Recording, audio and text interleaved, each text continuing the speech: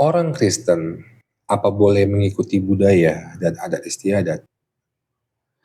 Di tengah dunia yang penuh dengan warna budaya, banyak orang Kristen bertanya, apakah boleh mengikuti budaya yang diwariskan oleh nenek moyang kita? Pertanyaan ini jadi sangat penting, karena kita hidup di tengah masyarakat yang kaya dengan budaya, adat istiadat, dan tradisi. Namun, sebagai pengikut Kristus, kita tidak boleh asal mengikuti tanpa memahami apa kata firman Tuhan. Ada budaya yang tidak bertentangan dengan firman Tuhan, dan ada juga yang sebenarnya menurut banyak orang itu adalah hal yang normal, tetapi kenyataannya tidak selaras dengan kehendak Tuhan. Karena itu, kita perlu menimbangnya dengan kacamata Alkitab, bukan sekedar menurut kata orang. Berikut budaya dan adat istiadat Yahudi yang Tuhan Yesus sendiri lakukan sesuai dengan catatan Alkitab. Pertama, sunat. Berdasarkan Lukas pasal 2 ayat 21, Yesus disunat pada hari ke-8 ketika ia lahir. Sunat ini merupakan tanda perjanjian yang kemudian menjadi adat istiadat orang Yahudi. Kedua, talit.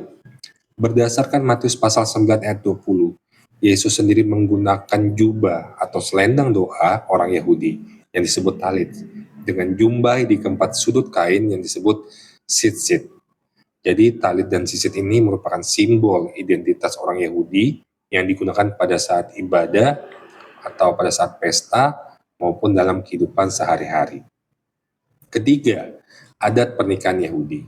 Berdasarkan Yohanes pasal 2 ayat 1-11, Tuhan Yesus menghadiri pernikahan di Kana, yaitu acara adat pernikahan Yahudi pada tahap nisuin. Karena pada saat itu terdapat pesta besar, makanan dan anggur, ada tuan pesta, tamu-tamu undangan, dan berlangsung berhari-hari. Dan inilah ciri khas nisuin yang merupakan penggenapan pernikahan melalui penjemputan mempelai disertai pesta besar. Keempat, adat penguburan Yahudi. Berdasarkan Yohanes 19 ayat 40, mayat Tuhan Yesus dikafanin dan diberi rempah-rempah menurut adat orang Yahudi. Dari keempat contoh ini menunjukkan bahwa Allah tidak anti budaya. Bahkan Tuhan Yesus sendiri terlibat dalam tradisi orang Yahudi, selama tidak bertentangan dengan kehendak Allah atau menyingkirkan firman Tuhan. Namun di sisi lain, Alkitab juga mengingatkan bahwa tidak semua adat harus diikuti. Sebab ada pula adat dan tradisi manusia yang justru bertentangan dengan kehendak Allah. Misalnya, doa kepada leluhur, upacara adat yang bersifat penyembahan kepada ilah lain, mendatangi kubur untuk berdoa kepada orang mati, memberikan sesajen kepada orang mati, meminta ramalan, menggunakan jimat, pesta yang mengharuskan memabukan, tarian yang tidak sopan, dan adat yang meletakkan tradisi di atas firman Tuhan. Itu beberapa contoh yang tidak boleh kita lakukan lagi ketika kita menjadi pengikut Kristus.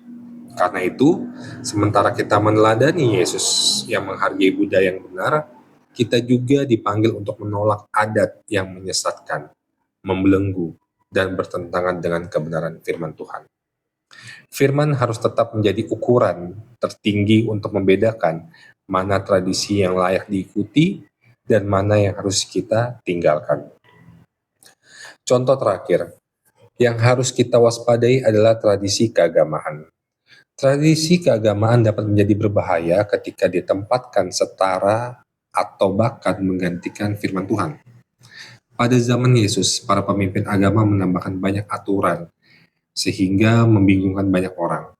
Disitulah Yesus mengecam mereka dengan mengatakan di dalam Injil Markus pasal 7, ayat 7 sampai dengan 8, di situ tertulis, percuma mereka beribadah kepadaku, sedangkan ajaran yang mereka ajarkan ialah perintah manusia. Perintah Allah kamu abaikan untuk berpegang pada adat istiadat manusia. Contohnya, pada saat itu tradisi yang dipelihara oleh orang-orang Farisi pada zaman Yesus adalah mencuci tangan sebelum makan. Tidak ada hukum Taurat yang memerintahkannya, tetapi orang Farisi mewajibkannya. Yesus sengaja mengabaikannya untuk menunjukkan bahwa tradisi manusia tidak memiliki otoritas ilahi. Masalah yang sama terjadi di banyak gereja pada saat ini. Fokusnya lebih besar pada tata ibadah daripada isi firman. Format liturgi dianggap sakral dan tidak boleh diganggu, seolah-olah itu adalah perintah Tuhan. Gaya musik, struktur kebaktian, pakaian, atau urutan acara dipertahankan mati-matian. Kadang lebih kuat daripada ketaatan kepada Alkitab. Perubahan kecil sering dianggap ancaman kepada doktrin, padahal hanya menyentuh kebiasaan manusia saja, bukan kebenaran Allah. Tanpa disadari, gereja bisa menjadi seperti orang Farisi, mempertahankan sistemnya sendiri tetapi perlahan kehilangan kekuatan firman.